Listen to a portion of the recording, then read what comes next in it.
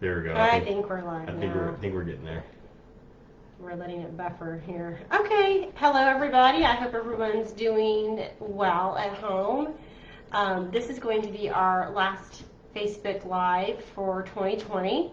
And then we'll start again in January. And our January topics are going to be planning for special needs kids. And we'll give you a little bit more information at the end of our talk today.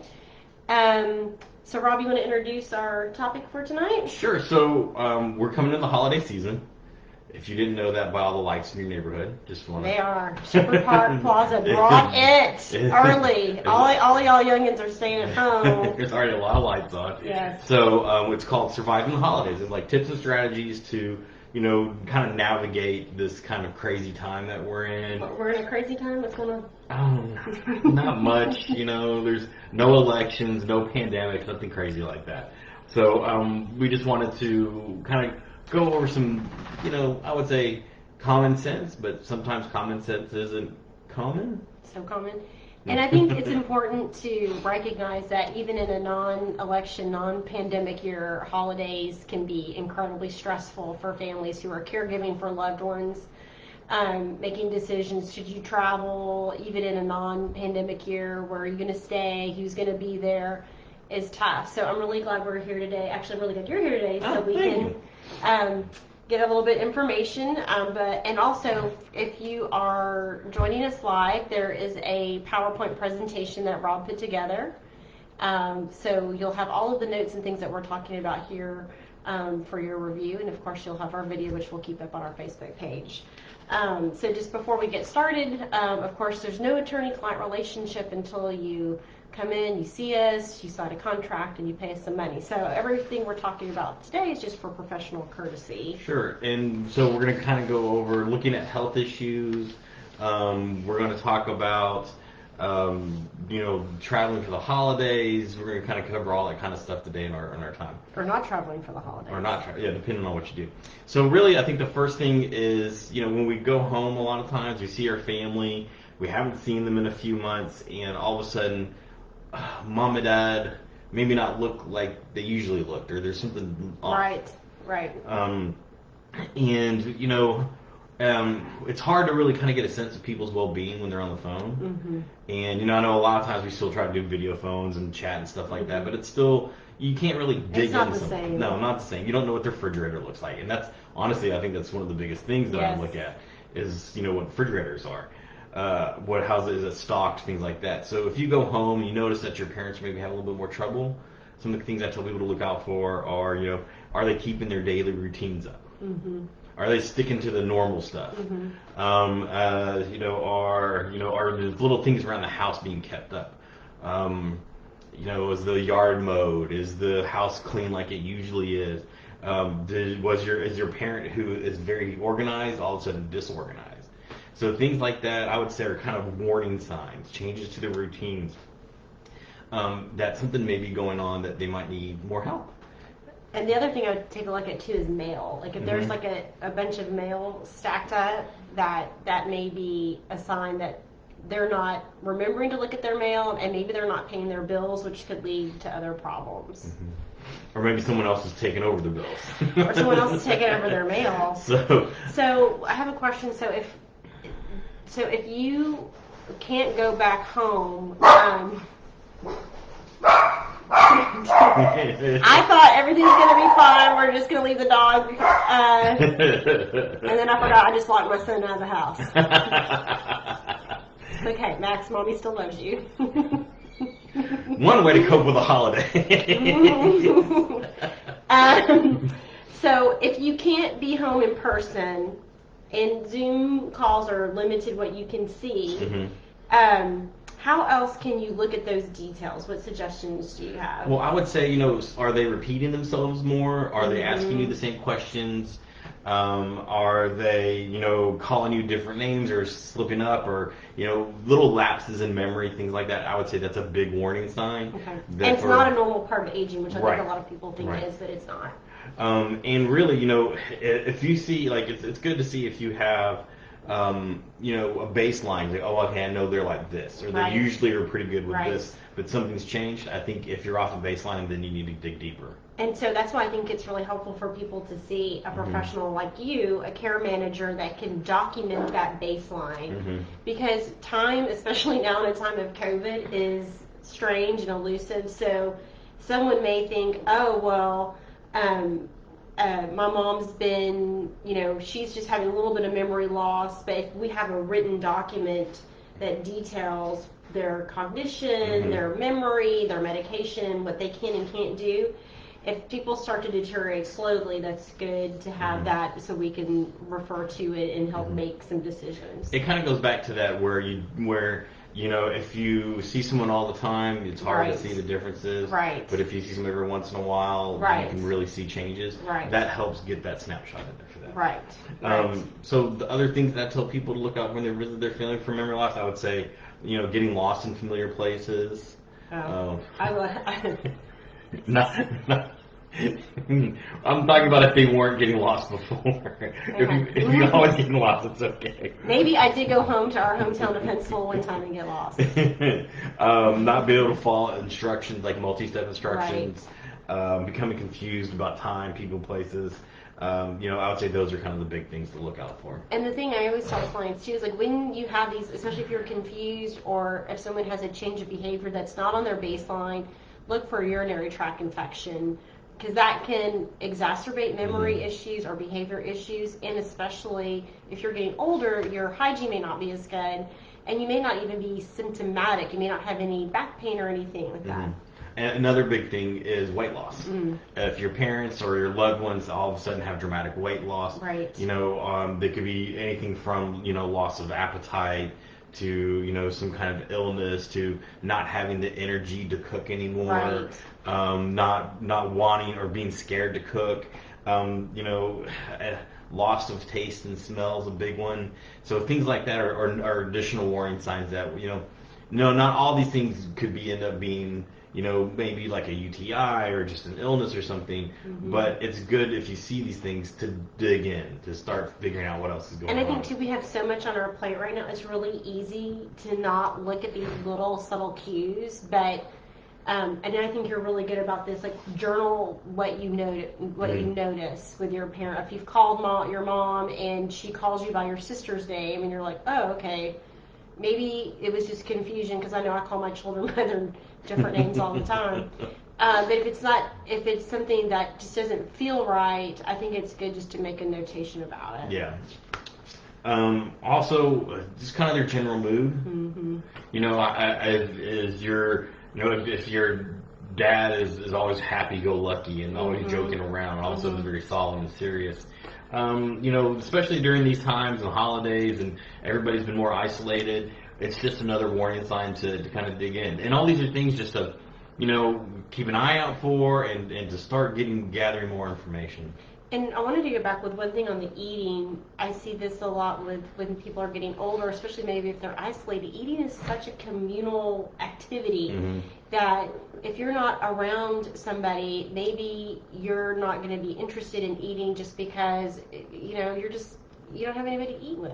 Yeah. It's such a social experience. So maybe you could hop on a Zoom call and eat together. I think it's a very challenging I've done time. that before. I've actually, I have get-togethers with friends out of town. You do. You're good about that. And we watch either baseball games or football games or eat, and so we have that, trying to keep that connection. You're good. I usually eat over the sink.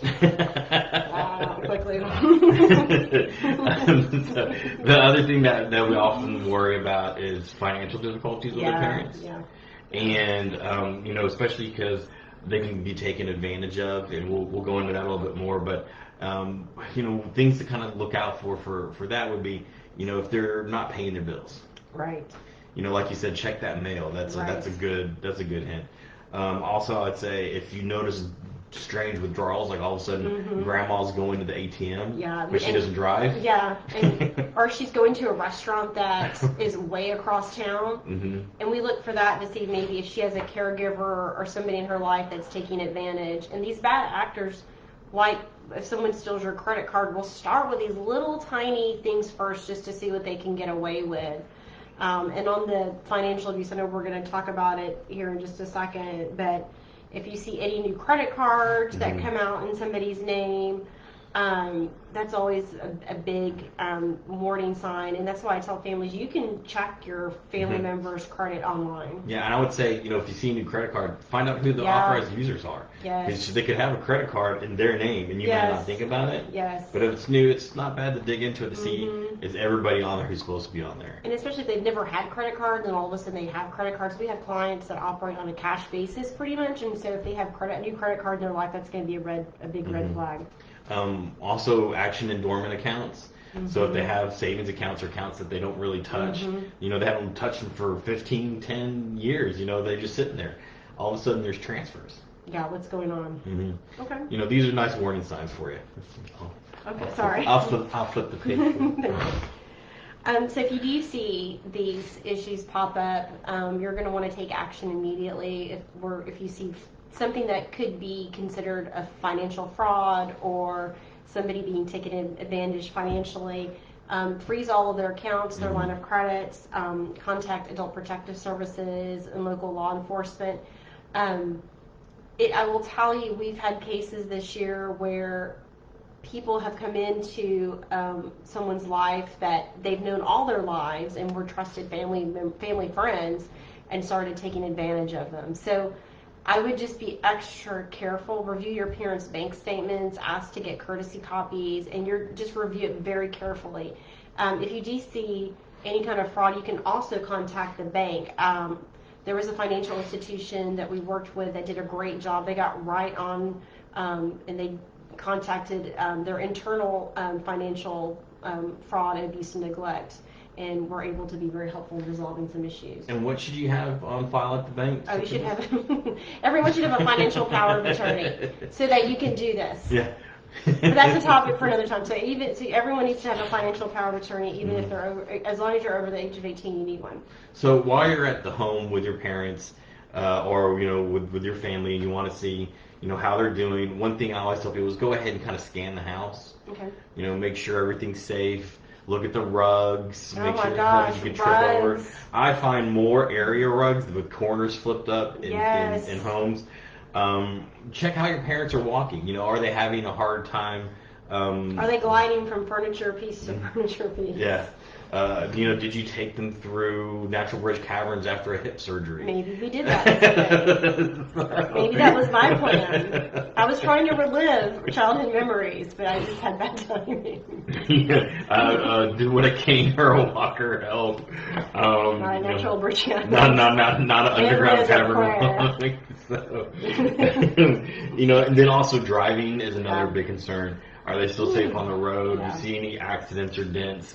Is all of a sudden mom getting tickets when she used to be a great driver and never have any tickets? Right. These are all those little things that add Or up. if you see a lot of dings on the car, little that say that maybe she's hitting things, unexplained dings on the car. Yeah. So we talked about how it's kind of a weird time nowadays from the pandemic, and really I think one of the biggest questions we're all facing is, should we visit family members? Now, we had that discussion actually this morning. My in-laws came over today, and we were trying to think about what we were going to do for Thanksgiving. I think we're still trying to decide, but it's hard because you have family members that are getting older, and you're thinking, I don't have much time with them, and this is the time that people usually spend with their loved ones. What can we do? So some things that and that people recommend, the CDC, they really are kind of giving us really simple things to look for, and they say like small gatherings. We're not doing the whole 30, 40 people Thanksgiving. Even on non-COVID year, that sounds stressful. Follow the same safety precautions into your home. Try to reduce your travel. So if you are going to see people, of course, airports and bus stations and train stations and all that are higher areas for risk for picking up the virus. Rest stops also is another big high place. So keep that sanitizer with you. Keep your gloves with you. Wear your mask. I was supposed to go to the restroom. Yeah. Also, actually, this is one of the things that I found out that I thought was interesting is the location of your gathering. So if you are with family members and you're not really sure if they've been isolating or following safe precautions, they said that smaller indoor gatherings are not good. You want to have outdoor gatherings if you can. And I tell you, with the weather that we've had lately, it would be outdoor beautiful. sounds nice. Good. Yeah. So outdoor gatherings, and if you can't open up, get some ventilation in there. After 15 minutes, your risk of exposure significantly increases. So really, that's one of the things they say is like, if you do have to go see someone, maybe just make it a short, quick visit. Okay. And then also kind of make sure you talk to your family. Are they following the protocols? Are they washing their hands? Are they wearing masks? Are they using sanitizer? Just kind of dig into that and, make your own choice and do what you feel like you need to do. It's definitely bringing up a lot of issues because everyone's going to have their own way of thinking about things and doing things, which can cause a lot of friction between families. I mean, the holidays, as we've said before, it's tough, especially we have divorced parents, so it's hard to figure out where are you going to go. I mean, it's a challenge for us, even in just a normal time. So, and I know you've got this other here. I think I might be skipping ahead. Right. What do you think about how to reduce this holiday stress? So we all put our pressure on ourselves. We want the best looking turkey. We want all the sides. We want everything to be perfect. And really, reducing the stress is one of the major things we can do to help us out.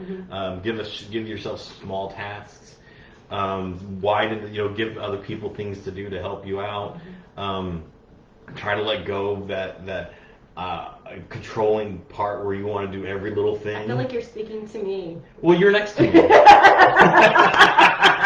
I feel like you're speaking to me personally. No, I'm saying, if we can spread out the work, it's easier. Okay, yes. In that case, yes. Also, they said be more physically active. Like, you had a fantastic talk about doing the yoga. Yes. Shout out to Loveland Yoga. Yeah, Loveland. And if you want to take a look at our previous Facebook page, Bobby has some wonderful breathing techniques, so check out Loveland Yoga, located in Houston, Texas. Yeah. So finding something physical to do, even if it's just going on a walk. Yeah. Sometimes walks can be a great way just to get out of the house and away from family for a little bit. Right. Set yourself the reasonable goals, because you know me, I always talk about reasonable goals. What can we actually accomplish? Not what pie in the sky thing do we want to do. Again, I feel like I think you're taking this too personal. Of course I am. So the other thing is also limit your alcohol. Oh yeah. I swear I didn't write this with you in mind. Alcohol, even though it might feel good during that time, and it might help us through that thing, alcohol is a depressant. Right.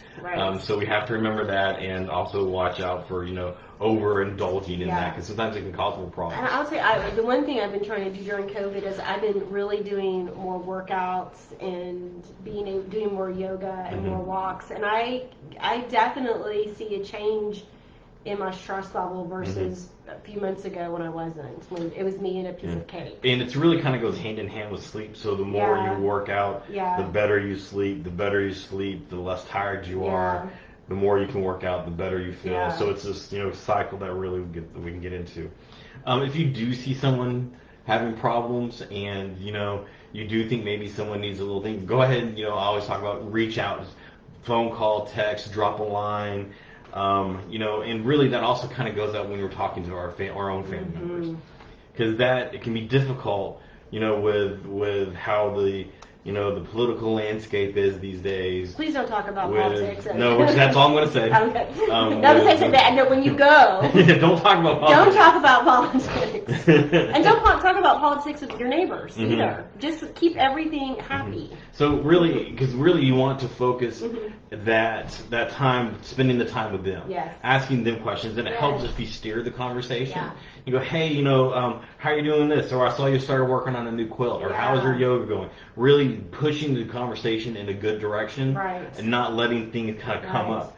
And that way, if you focus on the positive with your family, you'll get that back. Sometimes it's not, this doesn't work with every family member or every family, but really the more we can do this, the easier it is to get through the holidays. Another thing, and I do this myself, is avoiding disaster thinking. Just because you think something's going to happen doesn't mean it's going to.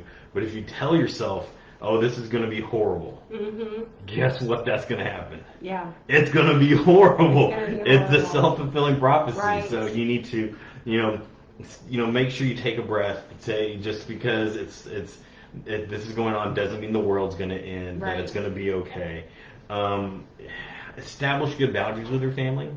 Say, this is what I'm doing. We're going to come over. We're going to eat. We're going to have dessert. I like and then how I'm you're leaving very at this time. specific about that Yeah, too. yeah. So and that's the thing about boundaries is they have to know. Like when people need to know, like if you set a boundary, it's very well defined. It's a bright line. It's not a hazy issue because then people push things We're around. bringing this. We're showing up at this time, and we're going to leave at that time. And you stick to it. Yeah.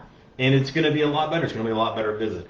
So have those good boundaries. Find those activities with your family that you can do together. Okay. If you always get in fights during Scrabble, don't play Scrabble. Or Monopoly. Or Uno. Somebody cheats at Uno and makes up rules as they go along. So, but I think, the two biggest things is act your age. Really, that's honestly, it's just be the mature one. And then treat yourself with compassion. Yeah. Because these aren't easy times. Yeah. Give yourself a break. Give your family a break. Get through the holidays. And I saw a really interesting article where they were talking about, the Thanksgiving meal in itself is a very complicated meal.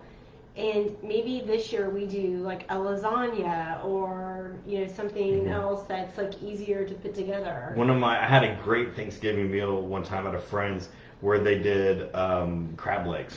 Oh, that sounds really good. And it was fantastic. They just steamed a big pot of crab legs. Very nice. And we had crab legs and Cheddar Bay biscuits. Ooh. And that's what we had for Thanksgiving. Thanksgiving. Perfect. Yeah, and I didn't miss the turkey. I didn't miss the ham or anything. I went to Lola's and I got the Thanksgiving sandwich later. Oh my gosh, that's a good restaurant too. Lola's.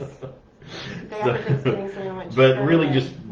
I think just everybody be safe. Yeah, be safe, and maybe it's okay to like veer off the traditional path. Maybe do one fun small activity that's a traditional activity for you, and then like at our house we always watch the Snoopy Thanksgiving, and then we'll just see where the rest of the day takes us. We like to watch Planes, Trains, and Automobiles. That's a great movie. That's my favorite Thanksgiving movie. It's perfect. Yeah, yeah, it's perfect. So Rob, I think that you did a great job. Well, thank you. We'll see you guys next year. Please leave your favorite thing to do for Thanksgiving in the comments. I'd love to go through those.